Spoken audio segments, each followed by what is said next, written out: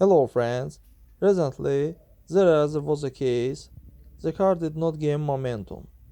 It was deep on the move.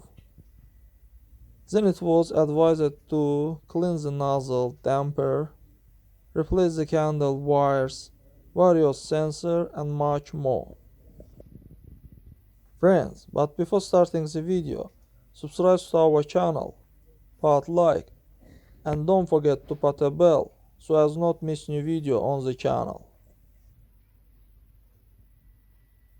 But the diagnosis revealed the case, the camshaft sensor.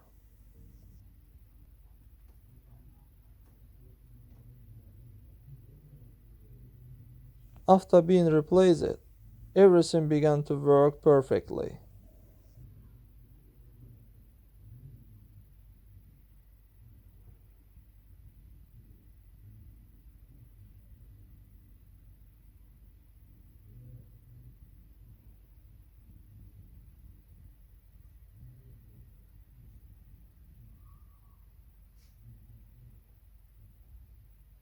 That's all guys, subscribe to our channel, put like, and don't forget to put a bell so as not miss new video on the channel.